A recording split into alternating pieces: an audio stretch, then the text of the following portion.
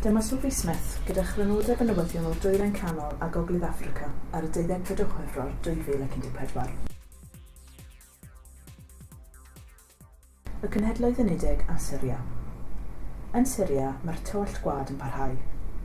Mae ymgyrchoedd gan y Cenhedloedd Unedig i ddosbarthu bwyd a meddyginiaeth a gwagio pobl o'r ddinas Homs wedi ardderchau heddiw yn dilyn dwyrnod o saib. Mae'r ddinas wedi cael ei bombardio gan fwledi a bomiau ers dechrau'r rhyfel yn Syria yn ôl y mis Mawrth 2011. Mae Homs wedi dioddef hyd yn oed yn fwy na dinasoedd eraill y wlad ac wedi troi'n canolbwynt ymgyrchoedd y gwrthryfelwyr yn erbyn y llywodraeth ar lywydd Bashar al-Assad.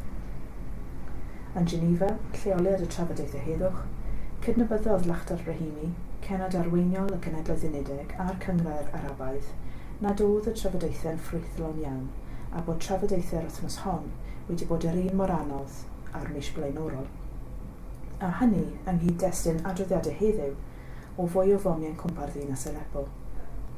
Mae'r rhyfel wedi achosi marwolaeth miloedd ar filoedd o drigolion o wlad, 100,000 o bobl yn ôl rhai, gyda miliynau o bobl Syria wedi troi'n ffoaduriaid o fewn neu tu allan i'w gwlad. Yng nghornel gogledd ddwyrain y wlad, mae nifer sylweddol o bobl Cwrdeg Syria wedi bod yn llifo i mewn i Gordistan Iraqaidd. Bod yr ymodau yn nifer o'r campfeydd yn anodd, gyda diffyg bwyd a meddyginiaeth yn ogystal â chyfarpar athletu anigonol ar gyfer gaeaf creulon yr ardal, mae'r croeso wedi bod yn un mwy cynnes na'r arferol.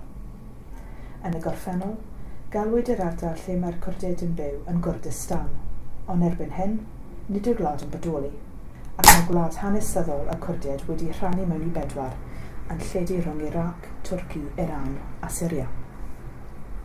Mae pob un o'r ardaloedd hyn ble mae'r Cwrdeg yn y mwyafrif wedi bod yn dysgu gamdriniaeth a gormes mewn gwahanol ffyrdd dros y blynyddoedd. Hyn, mae'r Cwrdeg o Syria wedi cael eu croesawu'n gyffredinol gan Gwrdeg Iraq fel brodyr a chwiorydd. Fe wnaeth ysgrifennydd cyffredinol y Cynghrair Unedig, Ban Ki-moon, ymweld ag un o gampfeydd ger prifddinas Kurdistan Iraqaidd Arbil yng nghanol mis Ionawr o'r flwyddyn hon. Roddodd glod i'r llywodraeth yn Arbil am ei hymdrechion i groesawu ffoaduriaid o unrhyw hil. Fodd bynnag, mae'r llif enfawr o Gwrdeg Syria i wlad ei brodyr a chwiorydd yn Iraq yn gofyn sawl cwestiwn pwysig i'r dyfodol. Mae'n dangos sut y gall rhyfel Syria rhwygo'r ardal a datgelu gwreiddio bregus y sefyllfa geogwleidyddol. Mae croeso'r ffoaduriaid Cwrdaeth yn Iraq yn newid statws y llywodraeth Cwrdaidd o un ar y ffiniau i lywodraeth sydd yn gallu cymryd yr ywynau ar lwyfan ryngwladol. A gyda nifer o'r Syriaid Cwrdaidd yn honni na fyddant byth yn dychwelyd i Syria, all hwn arwain at alwadau cryfach dros annibyniaeth y Gwrdeg a sefydliad gwlad swyddogol annibynnol iddynt. Cwymp awyren yn Algeria. Cyhoeddwyd 3 dwyrnod o olaru yn Algeria yn dechrau heddiw cof 77 o bobl ond nath farw mewn damwain awyr ddo. Mae ymchwiliadau i mewn i achosion o damwain yn digwydd ar hyn o bryd, ond dywedodd llyfarydd y llywodraeth bod tywydd gwael wedi bod yn ffactor yn y trychineb. Roedd yr awyren ar ei ffordd o de'r wlad ar ddinos o Tamanrasset yn anialwch Algeria i'r ddinas Constantine yn y gogledd. Staff milwrol a'i deuluodd oedd y mwyafrif helyth o reini sydd wedi colli eu bywyd. Dim ond un person sydd wedi goroesi'r damwain ac mae ef yn dal i ddioddef o anafiadau difrifol i'r pen yn yr ysbyty. Yn ôl testion, fe glipiodd yr awyren yn erbyn ochr mynydd cyn torri mewn i 3 ran a fflymio'r ddaear.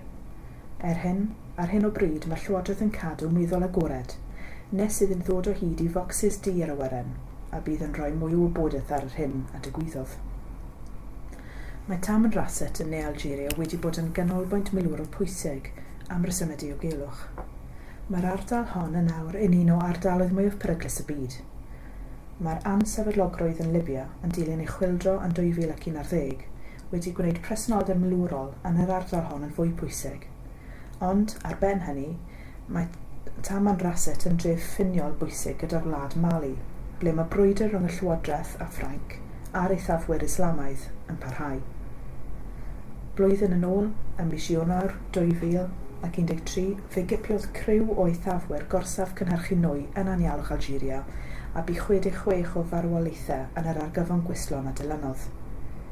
Fe gafodd y digwyddiad sylweddol ym Mhrydain am fod yna nifer fawr o weithwyr estron yn yr orsaf a nifer ohonynt yn Brydeinwyr, a chafodd Algeria ei hymateb ei barnu'n hallt.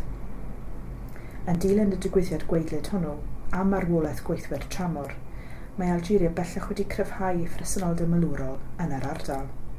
Fe alwyd y bobl am nath farw yn y damwain awyren ddo yn ferthyron gan yr arlywydd Mohamed Bouteflika am eu rôl nhw yn y cynllun presennol i amddiffyn eu gwlad. Ffrwydrad yn Gymdeithas Teras Cairo, yr Aifft. Yn ei nofel fyd enwog o 2002, Yr adeilad Iacobianaidd, mae'r awdur Ala Al-Aswani yn disgrifio'r Gymdeithas Eiffdaidd mewn manylder real a bythgofiadwy. Yn ei nofel, ceir sawl teulu sydd yn cynrychioli haenau cymdeithasol gwahanol y wlad nodweddiadol hon. Wedi ei seilio ar hen adeilad o fflatiau crand, yn dyddio o gyfnod yr Aifft dan brotectoriaeth Brydeinig yn y ganrif ddiwethaf, mae'r teulu tlawd sydd yn preswylio ar do fflat yr adeilad mewn caban siglog y maent wedi adeiladu hun yn teimlo fel symbol o'r gorffennol pell. Rhan o'r gymdeithas teras yw'r rhain yng ngeiriau'r awdur ei hun. Fodd bynnag, mewn gwirionedd mae teuluoedd o'r fath yn gynyddol gyffredin yn yr Aifft modern. Yn wir, yn ôl Daily News Egypt, mae poblogaeth Cairo wedi ffynnu i gwmpasu tua 18 miliwn o bobl. Mae dinas fetropolitanaidd fwyaf yr Affrig a'r Dwyrain Canol, gyda'i phoblogaeth gynyddol a'i phroblemau llygredd nodedig, yn methu ar hyn o bryd i ymdopi gyda'r twf gynyddol o breswylwyr yn y ddinas nad sydd yn gallu talu'r rhentu anfforddiadwy.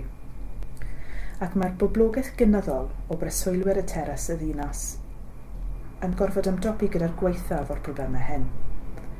Yn wir, gellir gymharu tair teras i gabanau'r favelas yn Brazil, gyda nifer helaeth o'r preswylwyr hynny wedi cael ei geni i mewn i'r cymuned top to ac yn anawyddus i'w gadael. Eraill Llywodraeth sefydlu maestrefi hollol newydd yn yr Anialwch, ychydig tu allan i ddinas ei hun, mae'r prosiectau hynny wedi profi'n methiant llwyr, gyda thrigolion y ddinas awyr gyfrinachol hon yn mynnu aros ble y maent.